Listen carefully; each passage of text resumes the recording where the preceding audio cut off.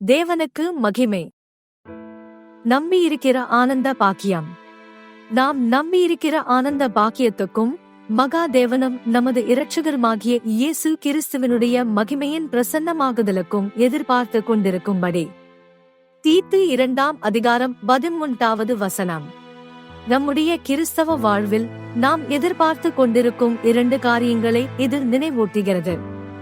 கர்த்தருடைய மகிமையான வருகைக்காக மட்டுமல்ல நாம் காத்திருப்பது, நாம் நம்பியிருக்கிற ஆனந்த பாக்கியத்திற்காகவும் நாம் காத்திருப்பது. நம்முடைய நம்பியிருக்கிற பாக்கியம் என்று கூறுவது நமது கர்த்தருடைய மகிமையான வருகையில் நாம் கர்த்தருடன் ஒப்பானவர்களாய் மகிமைப்படுத்தப்படுவோம் என்பது. அதற்காக நாம் கர்த்தரை அவர் இருக்கிற வண்ணமாகவே அவரை தரிசிக்க வேண்டும். அதாவது அவருடைய வருகையின் போது அவரை காண்பவர்கள் மட்டுமே கர்த்தருக்கு ஒப்பானவர்களாகுவார்கள். ஆகையால் நம் வாழ்வில் நாம் கர்த்தரை காண முடியும் என்று பலங்கொண்டு திடமனது உள்ளவர்களாக வாழ்வோம். பிதாவை எங்களுக்கு காண்பியும், அது எங்களுக்கு போதும் என்று பிலிப்பு சொல்லுவது போல இயேசுவை காண்பது மட்டும் நமது வாழ்க்கையில் போதும் என்று கூற வேண்டும். இயேசுவின் மீது இந்த பாக்கியமான நம்பிக்கை இருக்கிற ஒரு நபர் இயேசு சுத்தமுள்ளவராய் இருக்கிறது போல தன்னை தானே சுத்திகரித்துக் கொள்ள வேண்டும். உத்தமனும் சன்மார்க்கனும் தேவனுக்கு பயந்து பொல்லாப்புக்கு விலகுகிறவன் என்று தேவனால் சாட்சியை பெற்ற யோபு தன் வாழ்க்கையில் தனது வழிகளின் உத்தமம் தன்னுடைய நம்பிக்கையாக்கி வாழ்கிறான். ஆகையால் யோபு தன் வாழ்வில் நம்பிக்கையுடன் கூறுகிறார், தன் மீட்பர் வெளிப்படும் போது அவரே அந்நிய கண்கள் அல்ல, அவருடைய கண்கள் தாமே மீட்பரை காணும். நம்முடைய தேவனை நாம் எந்த நிலையில் காண்போம் என்பதை புரிந்து கொள்வதன் மூலம் நம்மை திருத்திக் கொண்டால் நாமும் நம்முடைய மீட்பராகிய மகா தேவனை காண்போம். முதலாவதாக, இருதயத்தில் சுத்தமுள்ளவர்கள் பாக்கியவான்கள், அவர்கள் தேவனை தரிசிப்பார்கள் என்று இயேசு கூறுகிறார். இருதயத்தில் சுத்தமானவர்கள் என்று கூறும்போது நாமும் தேவனுக்கும் இடையிலான உறவை காட்டுகிறது. மனிதன் தன் கண்கள் காண்பதற்கு ஏற்ற வண்ணம் வெளிப்புறமாக பார்க்கிறான். ஆனால் நம்முடைய கர்த்தராகிய தேவன் நம் இருதயத்தை காண்கிறார். மேலும் மனிதன் தன் இருதயத்திற்கு ஏற்ற வண்ணம் மனிதனை காண்பான். மஞ்சள் காமாலை வந்தவன் எல்லாவற்றையும் மஞ்சள் நிறமாகவே காண்பான். எனவே இந்த திருக்குள்ளதும் மகா கேடுள்ளதுமாயிருக்கிற இருதயத்தை அறிய தக்க வண்ணம் தேவனல்லாமல் யாருக்கும் முடியாது. தேவன் இருதயத்தை ஆராய்கிறவரும் உள்ளிந்திரியங்களை சோதித்து அறிகிறார். அது மட்டுமல்ல, தேவன் எல்லா இருதயங்களையும் ஆராய்ந்து நினைவுகளின் தோற்றங்களையெல்லாம் அறிகிறவர். நம்முடைய கிறிஸ்தவ வாழ்வில் பாவ மன்னிப்புக்கென்று ஞானஸ்நானம் பெற்று பரிசுத்த ஆவியின் அபிஷேகத்தை பெறும்போது இருதயங்களை அறிந்த தேவன் விசுவாசத்தினாலே நமது இருதயங்களை பரிசுத்தப்படுத்தி பரிசுத்த ஆவியை தந்தருளி சாட்சி கொடுத்தார். நாம் தேவனுக்கு முன்பாக தொடர்ந்து சுத்தமான இருதயத்தோடும் நல்மனசாட்சி உள்ளவராக வாழ வேண்டும். ஆனால் ஆதாமை போல நாமும் நம்முடைய மீறுதல்களை மூடி மார்பில் அக்கிரமத்தை மறைக்கிறவர்களானால் அல்லது இருதயத்தில் அக்கிரமத்தின் சிந்தை கொண்டு வாழ்ந்தால் இருதயத்திலிருந்து புறப்படுகிற காரியம் நம்மை தீட்டுப்படுத்தும் என்று இயேசு கூறுகிறார். அருவருப்பானதை செய்கிற எவரும் தேவனுடைய நித்திய ராஜ்யத்தில் பிரவேசிக்க மாட்டார்கள். ஆகையால் தேவனுக்கு விரோதமாக பாவம் செய்த தாவீது தன் அக்கிரமங்கள் எல்லாவற்றையும் நீக்கி சுத்த இருதயத்தை என்னில் சிருஷ்டியும் என்று ஜெபித்தது போல் நாமும் தேவனிடம் ஜெபிப்போமாக. அப்படியென்றால் துர்மனச்சாட்சி நீங்க இருதயத்தில் இயேசுவின் இரத்தம் தெளிக்கப்பட்டவர்கள் ஆவார்கள். தேவன் நம்முடைய பாவங்களை மன்னித்து எல்லா அநீதியிலிருந்தும் அகற்றி இயேசுவின் இரத்தத்தால் நம்மை சுத்திகரிக்கிறார். தேவன் நம்முடைய இருதயங்களை பரிசுத்தப்படுத்தியபடியால் நாம் பாவமர துப்புரவானேன் என்று கூறலாம். ஆனால் நம்முடைய இருதயம் தேவனுடைய பார்வையில் செம்மையாக இல்லாவிட்டால், நம்முடைய கர்த்தரால் நாம் கழுவப்படாவிட்டால், நம்முடைய கர்த்தருடன் நமக்கு பங்கும் சுதந்திரமும் இல்லை, நாம் அழிந்து போவோம். சில சமயங்களில் மனிதர்களின் பார்வைக்கு நாம் பக்தர்களாகவும் கர்த்தருக்கு முன்பாக நிற்பதற்கு பாத்திரவான்களாகவும் எடுத்துக்கொள்ளப்பட தகுதியுள்ளவர்களாகவும் தோன்றலாம். ஆனால் இருதயத்தை காண்கிற தேவன் நம்முடைய இருதயம் தேவ சந்நிதியில் சுத்தமுள்ளதாக இல்லாவிட்டால் அந்த முதன்மையான பதவிக்கு நம்மை தெரிந்தெடுக்க மாட்டார்.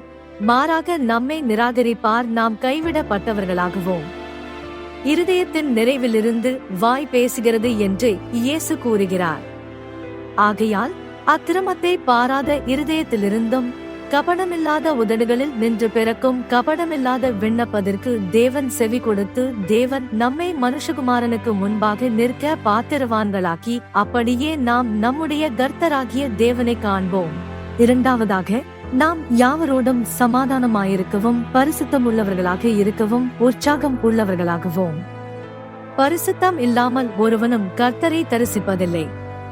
இங்கே நமக்கும் மற்றவர்களுக்கும் இடையிலுள்ள பரிசுத்தமாக்குதலை காட்டுகிறது.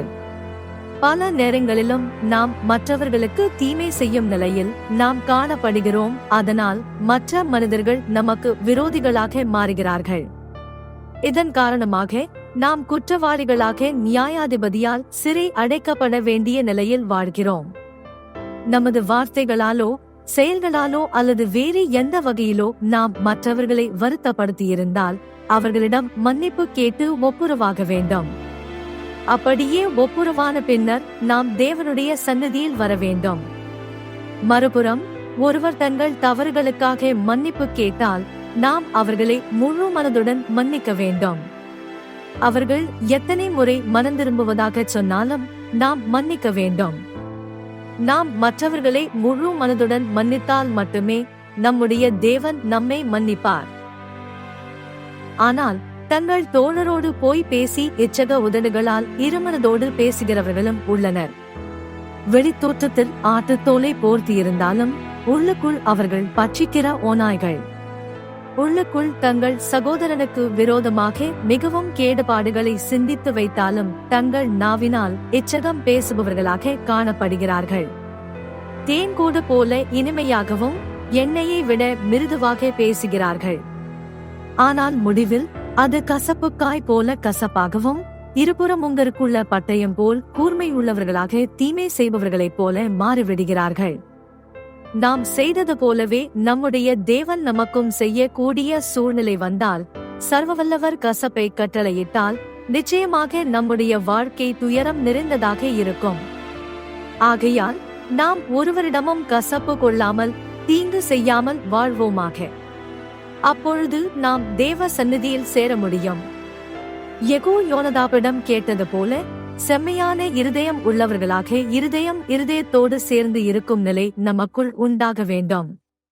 பெந்தேகோஸ்தே சபைகளின் ஆரம்ப காலத்தில் விசுவாசிகள் ஒருவரையொருவர் காணும்போது கர்த்தருக்கு ஸ்தோத்திரம் என்று ஒருவருக்கொருவர் கைகுலுக்கிக் கொள்வார்கள். இது அவர்களுடைய செம்மையான இருதய ஐக்கியத்தின் ஒற்றுமையை காட்டுகிறது. என்றும் நாம் ஒருவருக்கொருவர் சமாதானத்தை பின்பற்றி நம் இருதயத்தை பரிசுத்தப்படுத்தி வாழ்வோம். அவ்வாறாக நாம் பரிபூரண இருதயத்தோடு வாழ்ந்தால் நம் தேவன் நம்மில் பிரியப்படுவார். உயிர்த்தெழுதலுக்காக ஆசையோடு காத்திருக்கிற அப்போஸ்தலனாகிய பவுல் தனது நம்பிக்கையின் காரணமாக தேவனுக்கும் மனிதனுக்கும் முன்பாக குற்றமற்ற மனச்சாட்சியை எப்போதும் கொண்டிருக்க பிரயாசப்படுகிறார். ஆகையால் அவர் தனது வாழ்க்கையில் தினமும் நல்மனசாட்சியுடன் கடவுளுக்கு முன்பாக நடக்க முடிந்தது. தேவன் சர்வ வல்லமையுள்ளவராக இருப்பதால் ஆபிரகாமினிடம் கேட்டுக்கொள்வது ஆபிரகாமுக்காக தேவன் கிரியை செய்வதற்கு தேவன் முன்பாக நடந்து உத்தமனாயிரு என்றார். அப்படியாக தேவனுக்கும் மனிதனுக்கும் முன்பாக குற்றமற்ற மனசாட்சியை எப்போதும் உண்டாவதற்காக பிரயாசப்பட்டு வாழ்வோம். அப்படியானால் தேவனுக்கு முன்பாக அவர்கள் சுத்தமான இருதயத்தையும் நல்மனசாட்சியையும் உள்ளவர்களாக காணப்படுவார்கள். அதனால் தேவன் நம்மை சுத்திகரிப்பது மட்டுமல்ல, நாம் தேவனால் நீதிமான்களாக்கப்படுகிறோம். யாராலும் குற்றம் சாட்டவும் நியாயம் விதிக்கவும் முடியாமல் பரிசுத்தமாக்கப்பட்டவர்களை தேவன் தெரிந்தெடுத்து நீதிமான்களாக்குகிறார். ஆகையால் நாம் நீதியில் தேவனுடைய முகத்தை தரிசிப்பதற்கு பாத்திரவான்களாக உயிர்த்தெழுதலின் காலை வேளையில் விழிக்கும் போது தேவனை காண்போம். அப்படியாக கர்த்தருடைய வருகையின் போது நாம் கர்த்தரை காண்பவர்களும் அவருக்கு ஒப்பானவர்களுமாக மாறும்படிக்கு நம்பியிருக்கிற ஆனந்த பாக்கியம் உள்ளவர்களாக வாழ தேவன் நம் அனைவருக்கும் உதவி செய்து நம்மை ஆயத்தப்படுத்துவாராக.